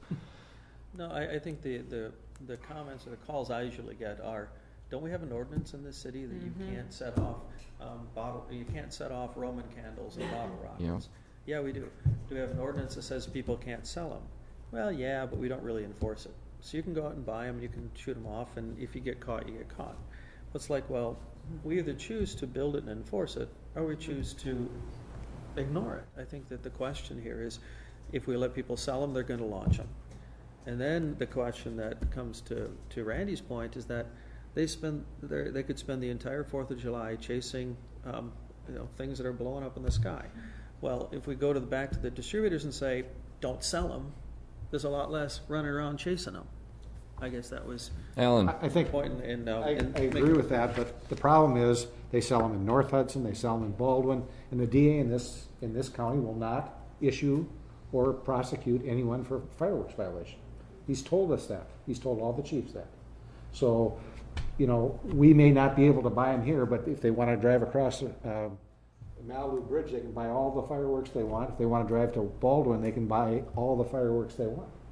So we may stop, you know, I have no problem with not allowing them to be sold. I think the process that we have that we've got laid out here is that we have no alternative. If they have a violation, they're done. And you have someone who's invested a bunch of money in their business, and they have no appeals process. And I just don't think they should have a right, the city should have a right to go in there and shut them down for that. I think it's too much like Big Brother. Okay, so just for argument's sake, Yep. let's say that I'm selling an Yep. illegal insurance product. Yep. How many chances do I have to sell that illegal insurance product until I'm shut down? Yep, I don't know. We don't have an ordinance. I don't think there's any other ordinance in this city. No, I'm just arguing from a different product standpoint, a different product. Let me interrupt the two of you and ask you to bear with me for a minute, if you will. I'm going to try to direct us. Lori had a suggestion, but I don't think you made a motion. But it's coming from your committee. Yeah, and it sounded a little like a motion. Well, here's and some I'd other concern. If we clearly here, we've the item is still before us. We have not. It didn't pass to table it, so something's going to happen here. So. Can I make a couple yes, comments about the ordinance? It does provide automatic revocation with an appeal to the Common Council. That's just a point of information. But if you have a short period of time, which is short, let's assume it's... There's no more meetings before. Well, you would have to have a special meeting. I mean, I just want to make sure you know what's in there. I'm not advocating, I'm just telling you. The reason that was suggested by the police department and the compliance officer is that absent revocation of the permit, there's no real incentive for people not to sell illegal fireworks. And so that was kind of what was coming out of the police department and the compliance officer. The other problem I see is it is just from a policy standpoint, the ordinance as it is right now is unworkable, really. Just the language doesn't define things well. It's a poor ordinance. And so whether you want this or not, you can debate and make a decision. But I do think the ordinance needs to be cleaned up if you're going to have some type of permitting system for fireworks paraphernalia. Last point, just that's a change, is that I also talked with Judge Garrity about this, and the other thing that doesn't show up in the ordinance but that would show up if this type of ordinance were passed is that I think she would be in favor, and it would be subject to council approval, of having a lower bond amount for use and a higher bond for selling, which would create more incentive to comply for the sellers to comply. The thing is, they have a meeting every year.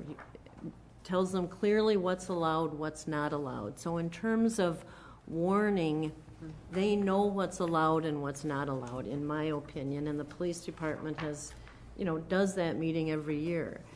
A higher bond amount might provide the incentive necessary to, get compliance. Was that your concern, is that they didn't know about the law and they'd lose their business? No, not at all. They know all about the law. What I have a problem with is the police department or someone from the city going in and shutting the business down with no appeals process. And I know there's appeals process, but the time element on a 2-week license, that's unreasonable, in my opinion. To shut somebody down. So they accidentally put on their shelf something that's illegal? No, somebody else sells it. They name it, one of their employees sells something that they shouldn't be selling, and they lose it. Somebody comes in and they shut them down. Somebody had to purchase that product to be sold. It's more than just putting it on the shelf. Somebody ordered the product to put it in the inventory. It could be a bottle rocket. A bottle rocket is illegal, from my understanding. So now the policy change at the state level, I believe, that city clerk sent to all of you, said there's going to be a deregulation of fireworks, and the municipalities they have to pick somebody outside of the municipality to be the permitter? No, that was a proposal. That hasn't happened, but Essentially, it was going to allow the chief executive of any city to appoint a person of their choice to essentially handle, this is like appointing a fireworks czar. There's all sorts of policy stuff that's being worked into this budget, most of which is happening, as you know, behind closed doors. Right. And some of it's really not very sound public policy. But that one was an idea that was floated. I believe it's still in there, isn't it? I don't think so. No? But if it is, it's optional. We don't have to do it if we don't want to. So Alan, is there anything that you, Well, you would be in favor of, short of I removing their think permit?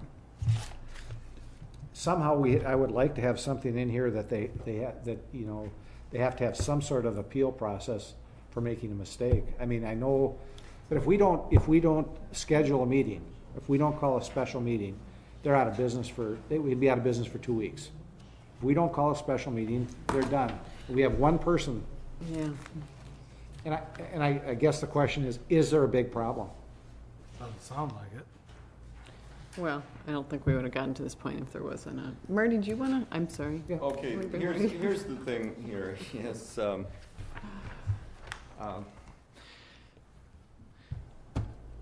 we haven't even been writing citations. I mean, when the fireworks applications came in this year, there was a staff recommendation at one point, well-meaning, well-intentioned, that came and said, here's one that, really we ought to deny because they've been caught selling illegal fireworks every year, or a couple of years, 1 year, whatever.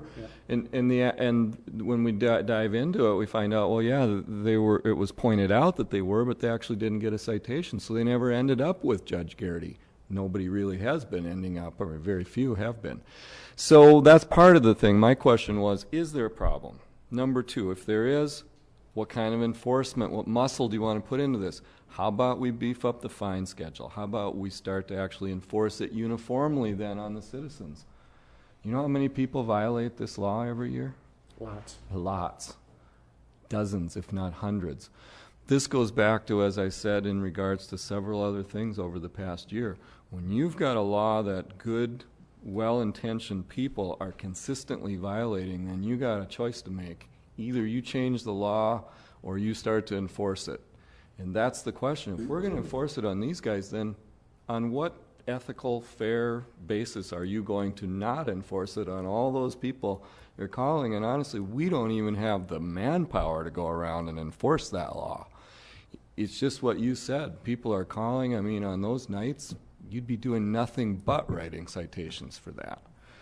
So, but Catherine made a good comment, that the fine schedule is in here, and the municipal judge would be able to exercise some discretion. Well, she would set the bond, which is what they pay if they're going to pay the citation. So we've separated out, that's the selling from the using, and made it separate violations in the ordinance. And she would, I think, there's no bond on this right now. The bond would be lower simply because to make it, it's a learning process for your public. Lower on people using, higher on people selling illegal fireworks, on the basis that they've had the training, they know the law, they're making money off selling illegal products. There should be a higher fine. Those products wouldn't be used if they weren't available. So that the ticket, the citation for using would be lower than the citation for selling illegal fireworks. Well, and I guess I have a comment on that. If I go somewhere and purchase the item here in Hudson, I'm going to assume I can use it here in Hudson. And so that's, I guess I agree with the idea of having the seller have a higher fee than the user. All right, but don't run around, don't have your guys running around citing everybody lighting firecrackers and bottle rockets off. You have other important things to do. I think following up with Pam here, if I go down to the corner and anything I buy there, I figure I can shoot off. I mean, that's, you kind of have that mindset. But I do believe that the reason that we as a city have a stronger ordinance than those people outside the city is we have a much more condensed area of housing and flammable materials. And you allow them to set off bottle rockets, you allow them to set off Roman candles, and we have a much greater possibility of setting something on fire. I mean, I would assume that's why we are more restrictive than Knock other on areas. wood, it hasn't happened. I know I've found bottle rockets sitting in my backyard. So, Let me try Made to me put, concerned. I don't like it. let me try to put some words in Lori's mouth then. I think you were you suggesting at one point that section J be deleted and then asking the council to consider adoption of the ordinance with just that one deletion? Yes, And was that a motion? that was a motion. Second. There's a motion and a second to adopt with the, oh no, wait a minute. First This reading. is- Mention something? Yeah, sure. Well, wait here Look at just a Jay. second. I think if you really do want possession to be, I think you want possession to be a violation. What you don't want is automatic and immediate Right. revocation. Right. So So- that's what you should delete. That way, possession is a violation. They can issue a citation, they Right. can take the Right. illegal product, but it doesn't result in a revocation. They can be considered the following year. Absolutely. And to say, sorry, we're not gonna give you a permit next year. You know, I don't know if we can add anything to that, but here's what I'd really like to add to it, because I've heard what Marty and others have said, that they go in, they take the illegal stuff, they go back a couple days later and it's there. You know what, second time, I'd say your permit's gone. I mean, if we're, Dean's, Well, if you we're can make your otherwise. motion however you want to, Yeah. but we gotta get it crafted. It's so that clearly that not is ready. And if we are We'd ready have to to do do it this first tonight, maybe reading. this should go back to committee for some more work, but otherwise, let's do it as a committee of the whole right here. Is it that, can we add that? Well, Send it back to And do a first reading? I think you can do a first reading. I'd rather be able to come back at the following meeting and have some language prepared. And, you know, if it doesn't go into effect this season, I don't, that's okay. I just don't want you to leave the code as it is, because Is there a it's a real motion problem. on the floor? I did accept a motion and a second to adopt with the deletion of J, but we had a comment in the middle of that really probably wasn't what we intended. And so, since the motion belongs to Lori, it's up to you to allow any amendment to it. And I think what Catherine was suggesting was that instead of the entire section, that you would keep the first sentence up to the word ordinance and then begin deleting at the word and shall result in automatic and immediate revocation of the fireworks paraphernalia permit, and then leave the rest of that, and maybe the permittee may appeal such permit revocation to the common council, that would go. But the sentence, law enforcement shall be authorized to seize any such fireworks as evidence of the violation, that one would stay? Is that what you gotta work this out now because it's your motion, so. Yeah, no, that's fine. I still would like to see it added that if there's a second violation in the same year, that a permit's removed. So that would be I the think that would be an last appropriate sentence in that place to put section. it. Second violation, same year. Shall result in immediate revocation of the fireworks permit. Which is you get one chance at it. Yep. Still think they have a right to appeal it Yep. to the city council then, right? And that's still in here, It should be right? in the same permit term. That's a good It's only the 2 weeks. Okay, so let's be clear then, or Well, what I'm thinking is, okay, we just delete the language and shall result in automatic and immediate revocation. Keep in law enforcement shall be authorized to seize it. Permittee may appeal, then a second violation in the same permit year shall result in automatic revocation. and that should Of really the be permit. the second to the last sentence. Right. And then the last sentence will be the permittee may appeal such permit revocation to the common council.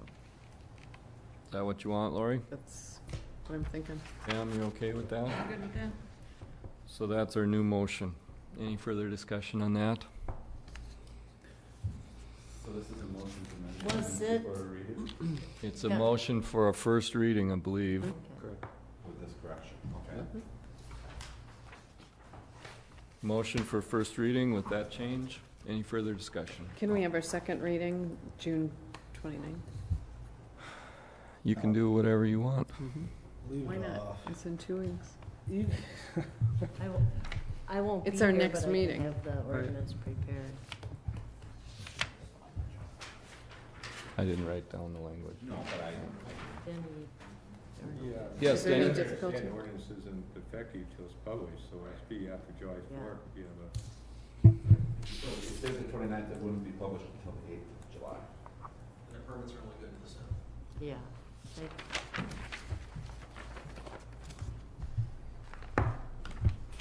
Got a motion, last chance for discussion. So if, let's assume this isn't enforced this year, we do get enforced after the 4th of July. Citations are written this year, then this would still apply to their applying for a permit next year.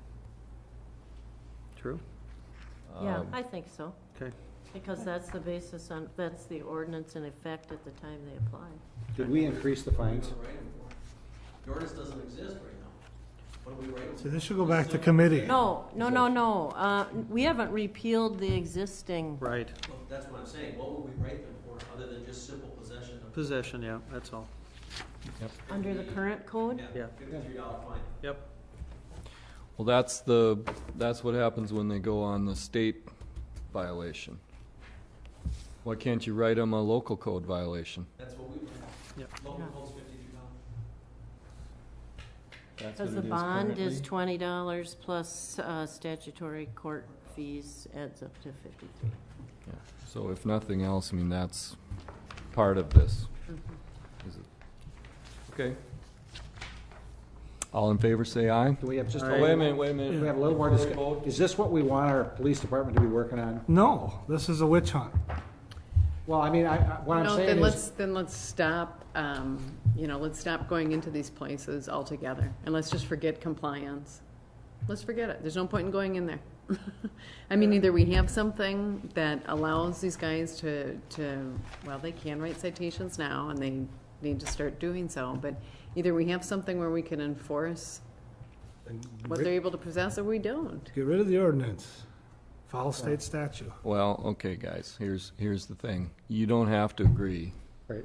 But let's just stick to the issue. Sure. And this is where we're at. We don't agree tonight. And that's gonna happen sometimes. So that's why we vote, and whoever has the most votes, that's the direction we go. So, got anything else to add? In regard to the fines, or you want to look at those today, or? Well, on the last page, it lays out the fines for first offense, second offense, and a different fine schedule if you have a paraphernalia permit. And so that beefs that up considerably. Yep. And it still leaves a lot of leeway for Judge Garrity or any municipal judge to use some discretion there. To my mind, that alone would be enough to get their attention. You wouldn't have to threaten to take away their license on the second time, but I'm editorializing. Call the question. Question, all in favor, say aye. Aye. Opposed? No. Say no. 4-1, correct? Which meeting would we like this on? Well, absent specific direction from the council, I'll make up the agenda with the clerk and we'll see it at a future meeting. Did you wish to give specific direction? If not, let's move on. Next item, we did update on projects. We've got new business.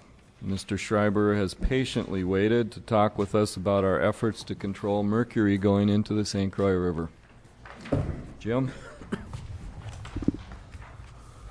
As we all are familiar, mercury pollution in the environment has a bioaccumulative effect, and we've seen mercury consumption advisories put on fish consumption out of the St. Croix River and other water bodies. Mercury enters the environment in several pathways, one of them being wastewater. It may not be the most predominant pathway. Air pollution appears to be the most predominant pathway of mercury entering the environment. However, mercury in wastewater is one pathway. New mercury rules have been promulgated by the Department of Natural Resources and will be put into effect in permits, in discharge permits, as they are renewed. Our permit currently is scheduled to be renewed in March of 2010. In that permit renewal, the set standard for mercury would be 1.3 nanograms per liter. Now, nanograms per liter, that's parts per trillion. So we're kind of used to talking about parts per million or parts per billion on some occasions. This is parts per trillion. Now, this standard is virtually unattainable through treatment.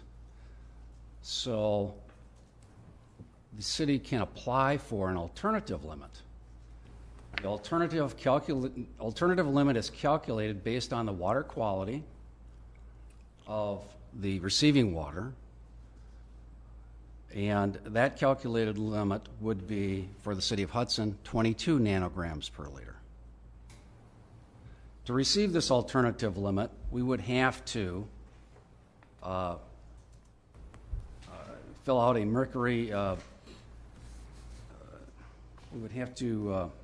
fill out a mercury variance application and a mercury pollutant minimization plan. Now, the minimization plan looks at identification of possible sources of mercury in the wastewater system and then utilizes the best management practices to control those sources of mercury. So once that plan is put together and the application is submitted, we could receive that alternative limit. Now, the Department of Natural Resources and the Municipal Environmental Group have collaborated and established what is called the Mercury Green Tier Charter. Those two organizations, along with participating municipalities, collaborate and utilize their local resources, the state resources, and which appears to be a really effective and uniform way of implementing the pollution minimization plans and the establishment of the effective reduction of mercury.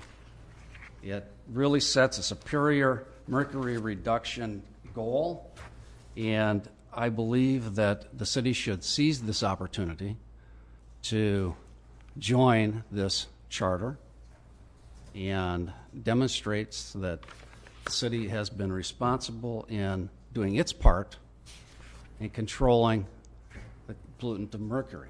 So I would recommend that we adopt or approve Resolution 7-09. Any questions for Mr. Schreiber? Yeah, when, it sounds good. You'd say instead of our limit is the limit right now is 1.3 and our limit would be 22 after this work. But it sounds good, but where are our sources of mercury that we're going to be talking about changing? Well, those would be identified. Now, the likely sources have been dental institutions, schools, hospitals, medical clinics, and other industry. Okay. So we would do inventories of those facilities, help them or point out best management practices that they could employ, or eliminate the sources of mercury. An industry may be using a chemical that has mercury contained in it. They aren't really aware of it. They find out that it is. They could use another chemical that does not have mercury in it. So by joining this group, we're talking about creating a task force within your department? We would be doing the field work. Joining the charter has the benefit of collaboration with the state agency and other municipalities as one working group. The City of Hudson would be join the second group that has gone through this process. So we would join, in this second group, we would join 10 other municipalities, one of them being the City of River Falls, who's going to be joining this group, and we would be proceeding down this process together.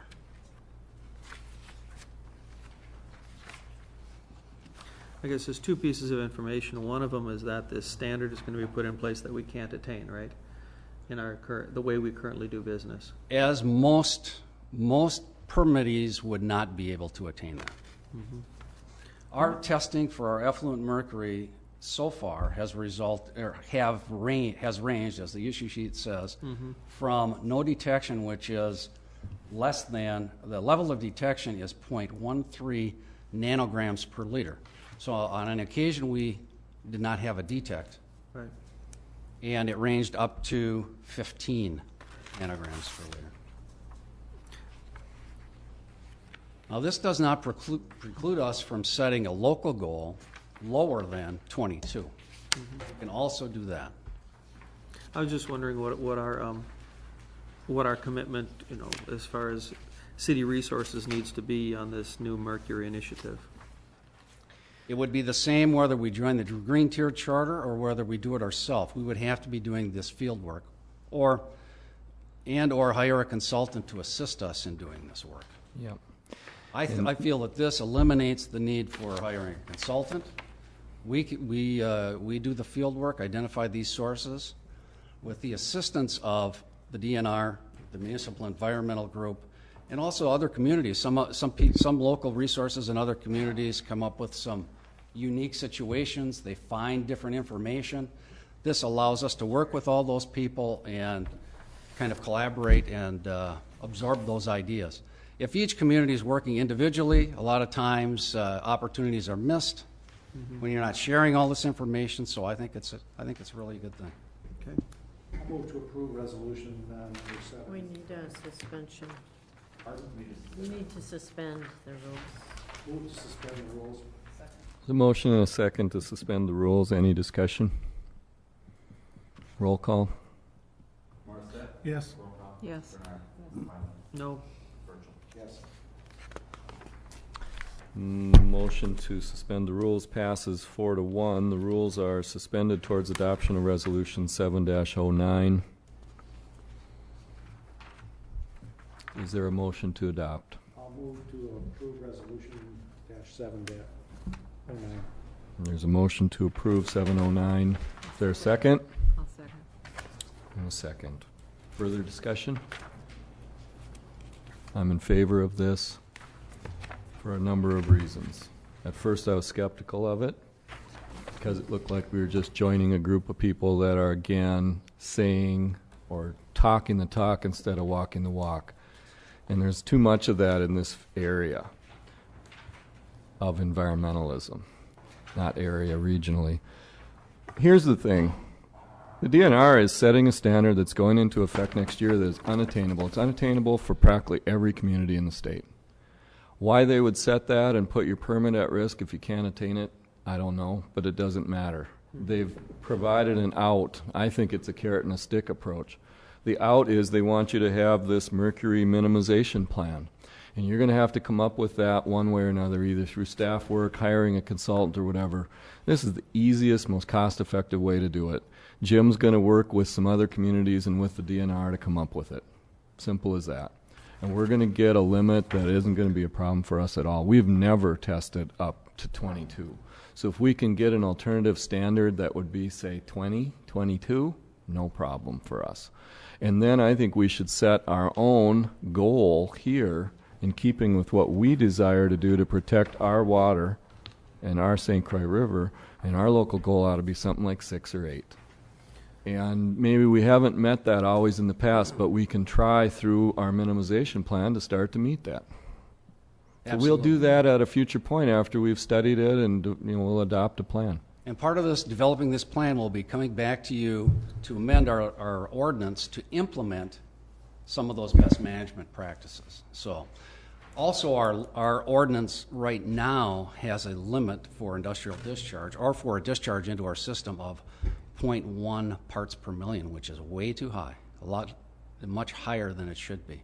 So that will need to be amended. Yeah, we need to look at that, and really it's an education piece.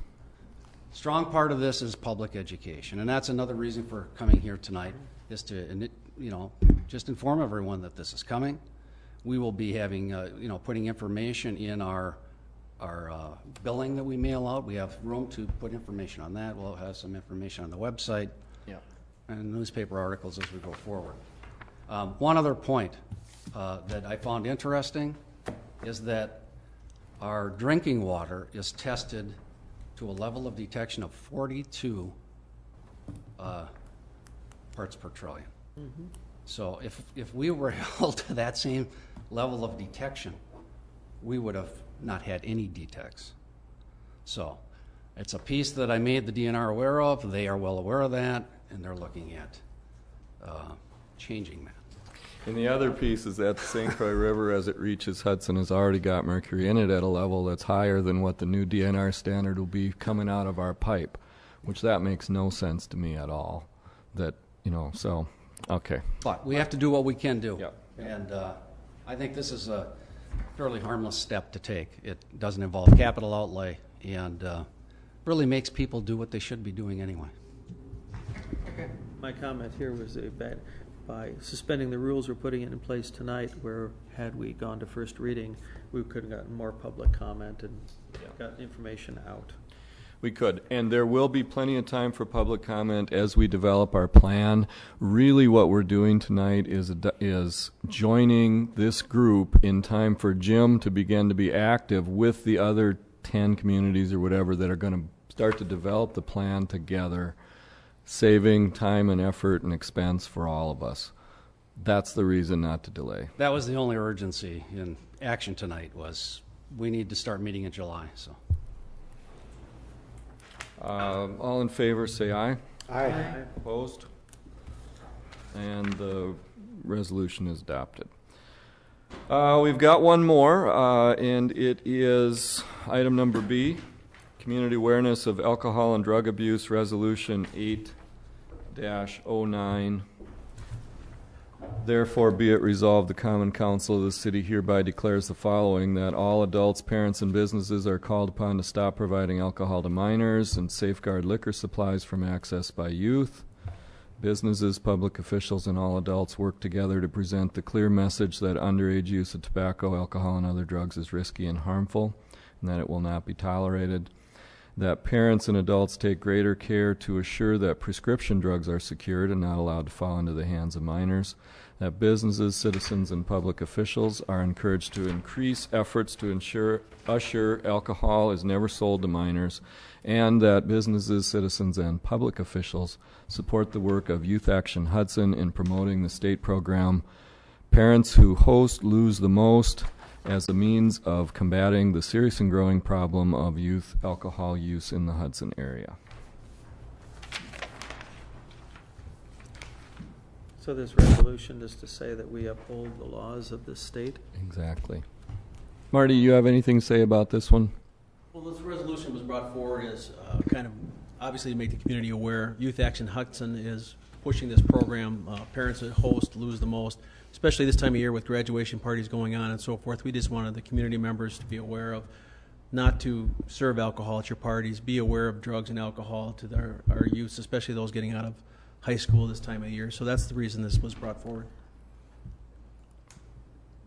This did not go through committee, but it's timely. Marty brought it. Did it go through committee? No. No, it didn't. It hasn't been to committee. If you choose, you could send it to committee or do whatever you want with it. But Marty asked that it be put on the agenda, and I thought it was probably a timely, good idea. So here it is as new business. Technically, by our rules, it would be read and referred to committee. You can do with it what you want. Wouldn't this be more appropriate as a mayoral proclamation versus a resolution? If there's no motion otherwise, I will so proclaim. Anyone want to adopt it by the council? Okay. By mayoral proclamation, I'm adopting the whole thing, Marty. There you go. We'll just redraft it as a mayoral proclamation and I'll sign it.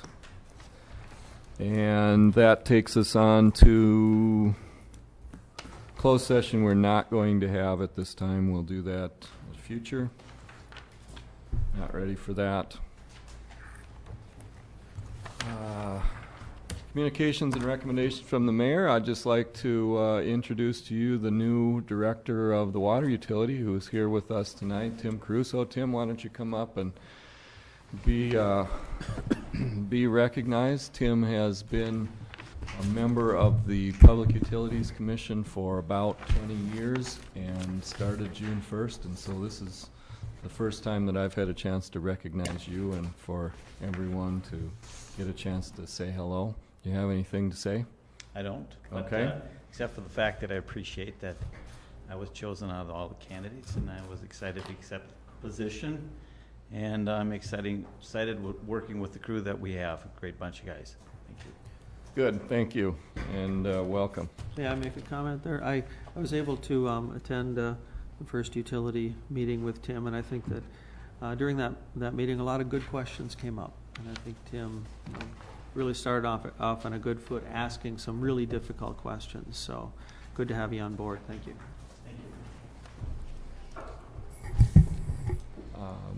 This was foreclosed, and we're not going to need that. Any other alderperson communications or items for future agendas? There was an interesting article, or a good article this morning in the St. Paul paper concerning the Hudson Library. If you get a chance, take a look at it. It's about a reading program in the city of Hudson, or in our Hudson Community Library. So it's a good article. It's in the St. Paul paper this morning. Anyone else? All right. Well, thank you. And City Administrator? I've been working preliminarily on the budget in the next couple of weeks here, and we'll get the information out to the department heads in July. So we can a little bit earlier start, but we need to do that. So whatever decisions we need to make them. There'll be some difficult ones. We want to have the time to think about things. The budget is not finalized, the state budget, but as it stands right now, after joint finance and the assembly, our cut in shared revenue will be 15%. So we go from around 221,000 to 189,000. We will get about a 9% increase in our transportation aid. They're increasing that by 2%. So. Okay. I think we're ready to adjourn. Move to adjourn. Motion and second to adjourn. All in favor say aye. Aye. Opposed? We're adjourned. Thank you.